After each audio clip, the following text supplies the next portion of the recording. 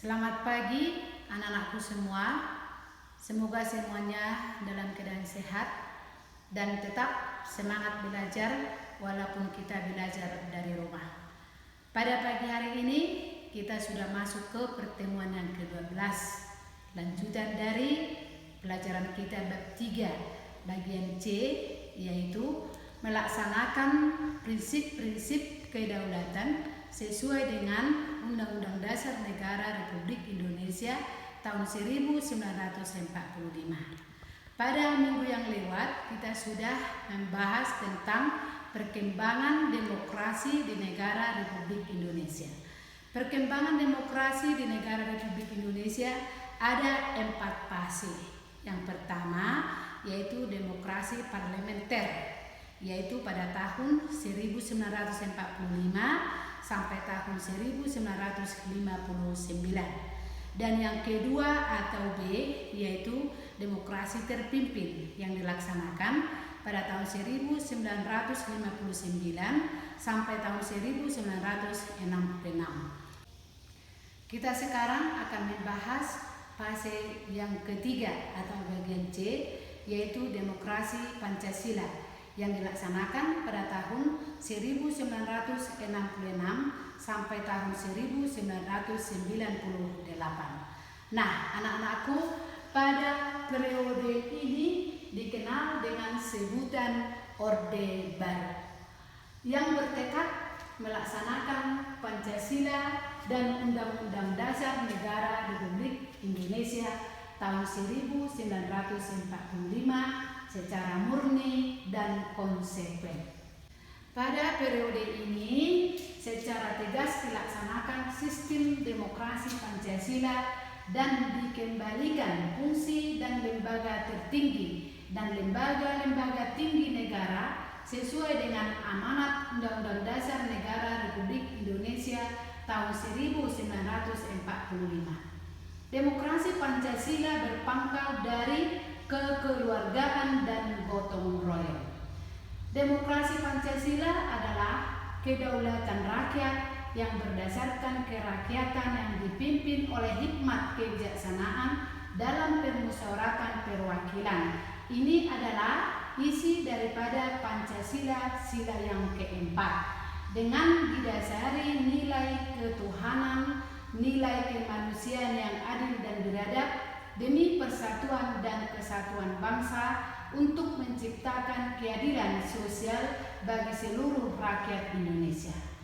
Nah, dalam demokrasi Pancasila, keputusan diambil berdasarkan musyawarah mufakat. Pada pelajaran yang lewat, kita sudah membahas apa itu musyawarah dan mufakat. Boleh anak-anakku untuk membaca kembali pelajaran yang sudah kita pelajari. Kemudian, tetapi bila tidak tercapai mufakat, maka ditempuh melalui pemungutan suara.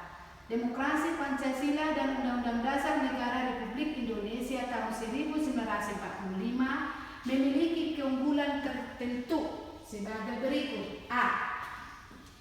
Mengutamakan pengambilan keputusan dengan musyawarah mufakat dalam semangat kekeluargaan. B.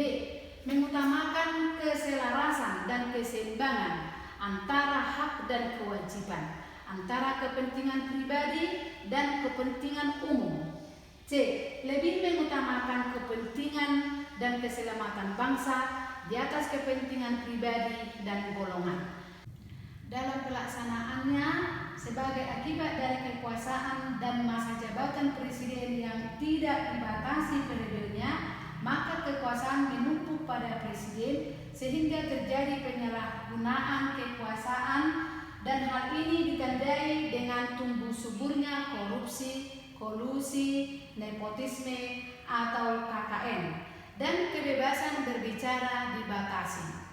Maka lahirlah reformasi yang dipelopori oleh para mahasiswa, dan demonstrasi besar-besaran dilaksanakan di tiap-tiap daerah dan di pusat untuk menuntut supaya Presiden Soeharto mundur dari jabatannya sebagai presiden dan harus diadili. Kemudian melaksanakan amandemen terhadap Undang-Undang Dasar Negara Republik Indonesia Indonesia tahun 1945.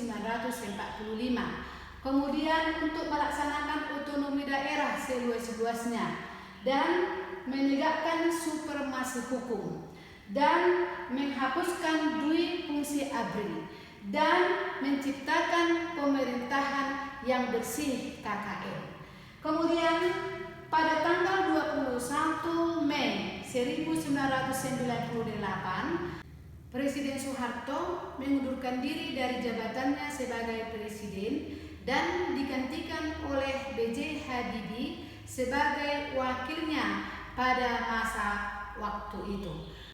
Kita lanjut ke bagian D atau fase yang keempat, yaitu demokrasi Pancasila masa reformasi pada tahun 1998 sampai sekarang. Demokrasi yang dikembangkan pada masa reformasi pada dasarnya adalah demokrasi Pancasila dan Undang-Undang Dasar Negara Republik Indonesia tahun 1945 dengan penyempurnaan pelaksanaannya dan perbaikan peraturan yang tidak demokratis.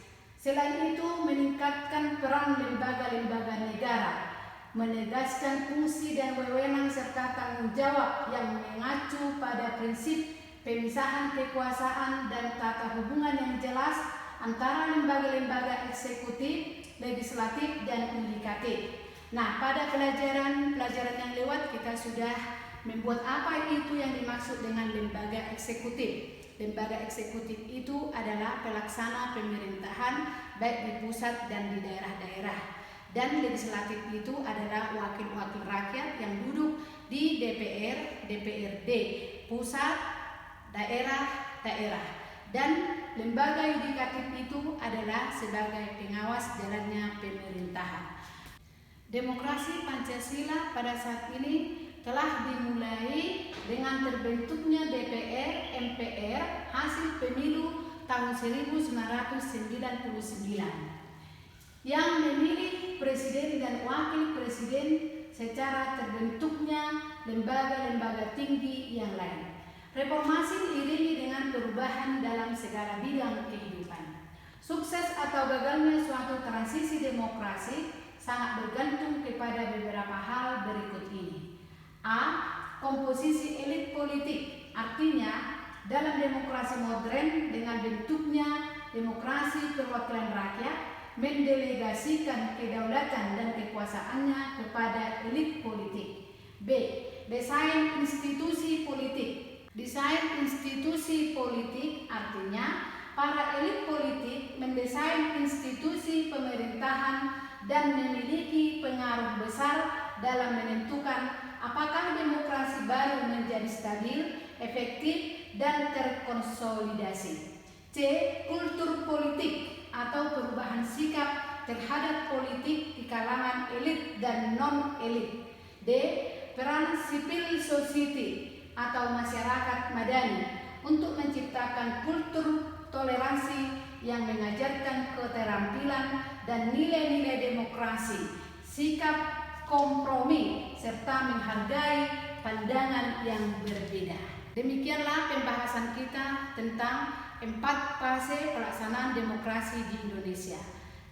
Tugas kamu di rumah, tulis ke dalam buku catatanmu yang Ibu jelaskan dari papan tulis atau dari buku PKM-mu halaman 71 dan halaman 72.